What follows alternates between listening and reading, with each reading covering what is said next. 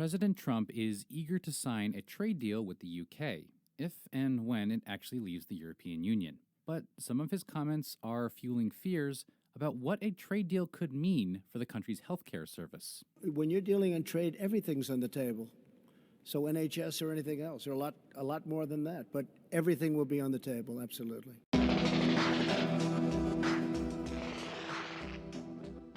Once again, the row over the government's intentions for the NHS has come to the fore. The Tory party recently used its 78-seat majority to quash a clause that would have protected the health service from foreign speculators in law. For many of us, this has demonstrated once again the cavalier attitude of the Conservatives to our NHS and to its privatisation.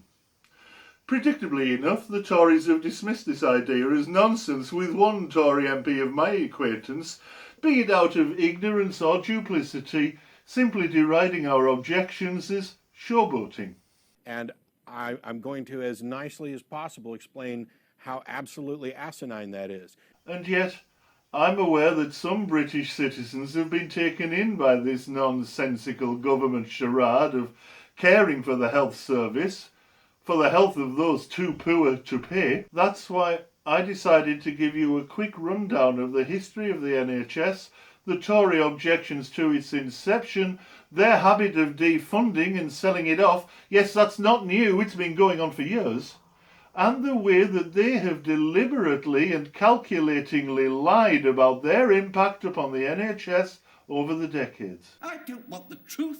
I want something I can tell Parliament. The Tories didn't just vote to stop the NHS being protected from foreign buyers, they also voted to prevent Parliament, to prevent themselves from having any say at all in trade deals after Brexit. It's all down to negotiation by Johnson, Cummings, and whichever puppets they put in place to act as spokesmen. No, that's silly. That's silly. They even claim that the Tory party supports the NHS model with care that's free at the point of delivery and paid for by general taxation, a way of sharing the risk of illness just as originally intended. What they don't tell you is that even then, when the NHS was being created by this country's first ever majority Labour government, the Tories voted no less than 21 times to try to prevent it. In the good old days, you were poor, you got ill, and you died. And yet they'll tell you that they're the party of the NHS. Well, let's just have a look at that briefly, shall we? Ever since its inception, the NHS has been underfunded by Tories and refunded by Labour. Look at what's happening to the funding for the service since the Tories last got into power in 2010. And compare that with the way the Labour Party had to reinvest in the NHS after the Thatcher and Major years. We dragged the National Health Service in 1997 to 2010 from the depths of degradation that the Tories left it in and hoisted it back to the pinnacles of achievement. And I've got a United Nations heart bypass to prove it. And it was done by a Syrian cardiologist, a Malaysian surgeon, a Dutch doctor, a Nigerian registrar. And these two people here talk about sending them back. Think about how unprepared we are as a nation for coronavirus. And bear in mind that in 2009, just before the Tories and Lib Dems took power, the World Health Organization, no less, named the UK and France as the two nations in the world best prepared to cope with the influenza-like epidemic. Evening that 100 leading doctors have accused the government of damaging the health service in a letter to The Guardian.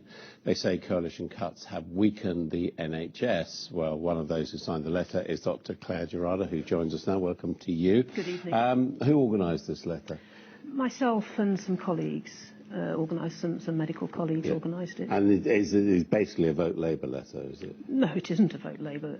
It's certainly not. It's highlighting the problems associated with this government's handling of the NHS.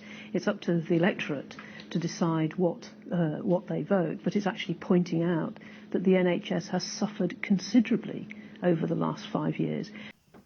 At that time, we actually did have the thing that politicians on both sides of the House endlessly claim. We had the best outcomes of any health service in the world, according to the World Health Organization. But a decade of underfunding from the Conservatives, and let's not forget the Lib Dems, have left us so underprepared that we now have one of the worst COVID-19 outcome rates in the entire world. Still think the Tories care about the NHS? What's one of the core problems of the Tory party brand going back decades? NHS, and people think, by the way, and I think most people are right, the Tory party is run by people who basically don't care about people like me, right? That's what most people in the country have thought about the Tory party for decades. I know a lot of Tory MPs, and I'm sad to say the public is basically correct. Tory MPs largely do not care about these poor people. They don't care about the NHS, and the public kind of has cottoned on to that. At every level of government, from the naive, newly elected backbenchers to the Prime Minister himself, the lies just drip from their tongues. This is a complete diversion that the NHS under no circumstances will be on the table for negotiation for sale. It's true, of course, that privatisation and even the introduction of charges began with the Labour government. Just 3 years after inception, the Labour government was forced to temporarily introduce prescription charges because the projections, the costings for this brand new service had been slightly awry. The temporary imposition of charges corrected this, and prescriptions were made free again a year or two later. It was the Tories who later reintroduced on a permanent basis prescription charges to avoid maintaining funding. The Tories then privatised opticians and dentistry from the NHS, the very first element of privatisation, which was entirely in keeping with their plan for stealth privatisation, a plan which was fully articulated in a secret party document in the 1970s. The same policy of privatisation by stealth was followed by the Cameron-Clegg government in 2010.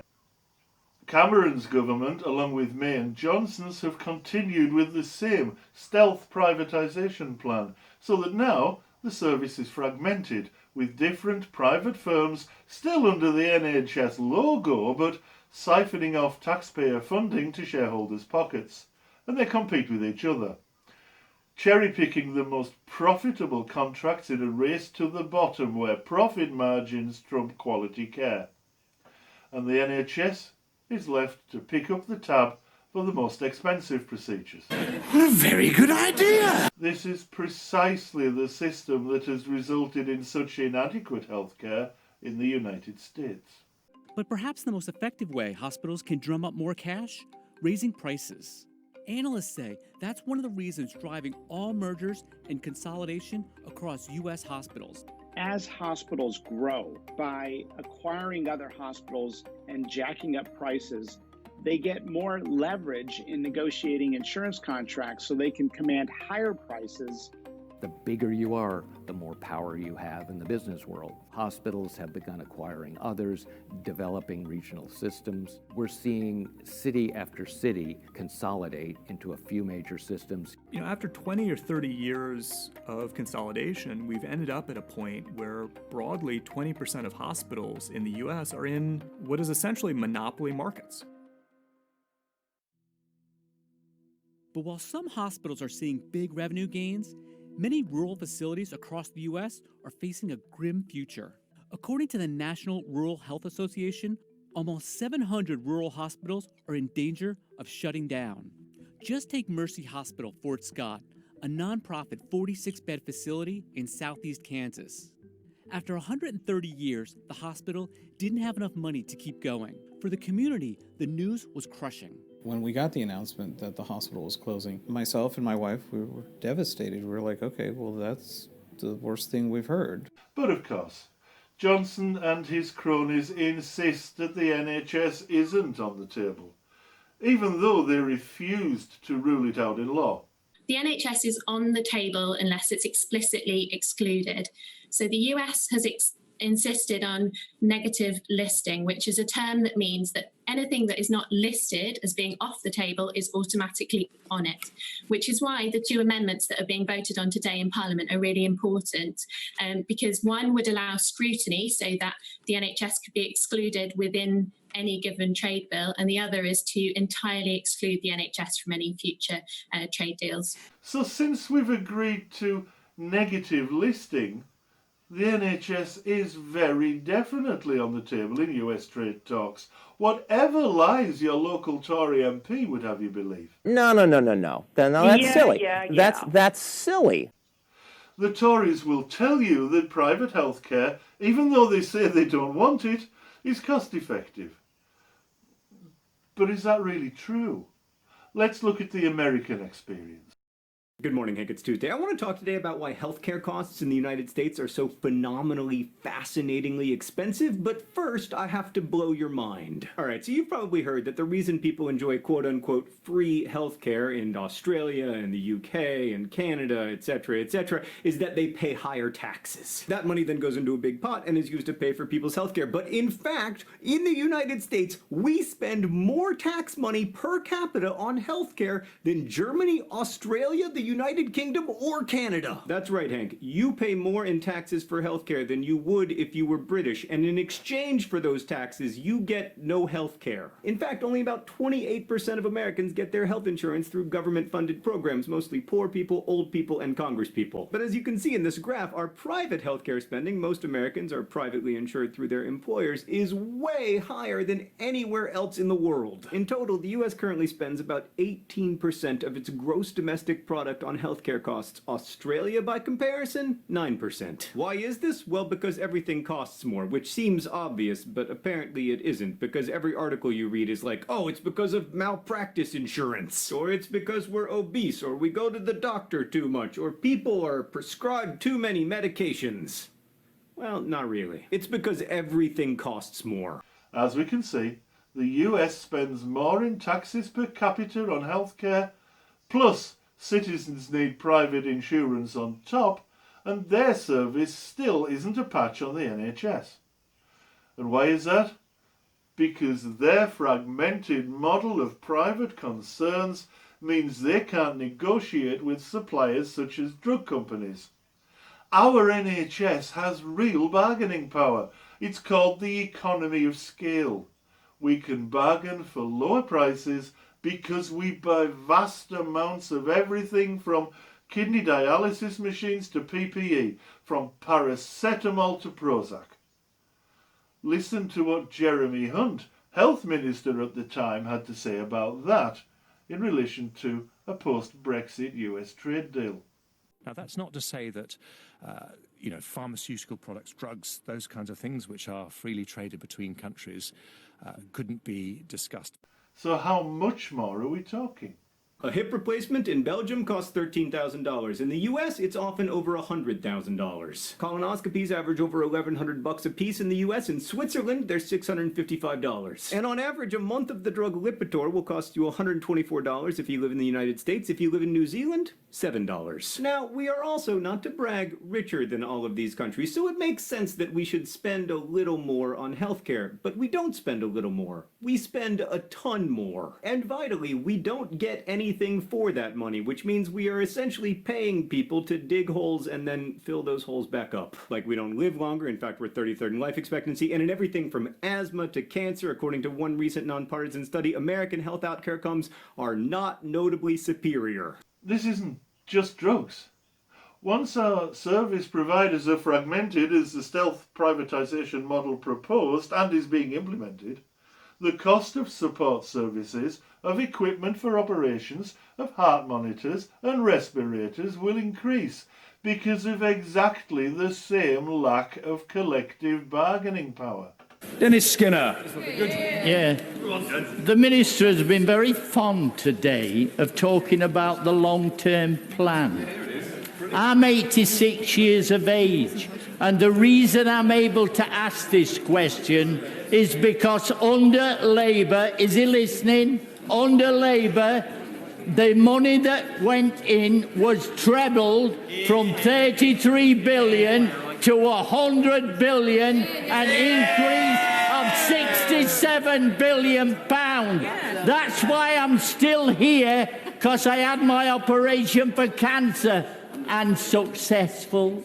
I had an operation for a bypass and it was successful. I had a hip replacement and I can still walk backwards. That's the Labour story. Just remember it. So, stealth privatisation means fragmentation of the service. That leads to a loss of collective bargaining power. That means we need to pay more for our medicines. It's unacceptable that Americans pay vastly more than people in other countries. I am asking Congress to pass legislation that finally takes on the problem of global freeloading and delivers fairness and price transparency for American patients. And for all our other medical purchases. That means the NHS will become more expensive, which in turn means taxation will rise, and we'll still have to get private insurance on top to pay for most procedures. Just like in America. If we do the same things, we'll get the same results. And we're already starting to do those same things. We have been for decades. First under the Tories, then New Labour, but massively increased since 2010 and about to get irrevocably worse in 2021. And really, this is important not just because we don't want privatisation, but we don't want privatisation to be locked into the NHS. If the NHS is not excluded from trade deals, then because of international trade law, it would become impossible for future governments to then reverse any privatisation that happened during those trade deals. But it gets even worse. What happens in the poorer areas? What happens to those parts of the country where unemployment is high? What about the ex-industrial areas so badly hit under both the Thatcher and the Cameron governments? What happens to their healthcare? According to analysts, a hospital's location is a big indicator of the type of insurance a patient will have. People living in wealthy areas tend to have private health insurance. By and large, one of the greatest predictors of how much money a hospital makes is how wealthy the community is in which they're located. Hospitals in wealthy communities often raise a lot of money in philanthropy and have well-insured patients. Hospitals that are predominantly taking care of government-insured patients or poor patients tend to struggle. Yes, I know. That wasn't in the manifesto, but do you really think that'll stop them? You see, there's an implicit pact offered to every minister by his senior officials. If the minister will help us to implement the opposite policy to the one that he's pledged to, which once he's in office he will see as obviously incorrect, we will help him to pretend that he is in fact doing what he said he was going to do in his manifesto. Remember that many senior Tories and their financial backers have significant interests in private healthcare firms. We might be stuffed, but they'll be quids in. And if there's one thing we know about the Tories, it's that they'll always follow the money. And woe betide anyone who gets in the way. I warn you not to be young. I warn you not to fall ill. And I warn you not to grow old. Of course, there's nothing to stop anyone from closing their eyes and stuffing up their ears. You can pretend that this isn't true if you like, but if you hope for us to maintain a healthy health service that's fit for purpose and that doesn't cost the earth, unlike the much-lauded American model, then it's still not too late. Lobby your MP. Let them know how much of a pariah they will be if they don't do something now to prevent this. Get them to table a motion to reverse these decisions.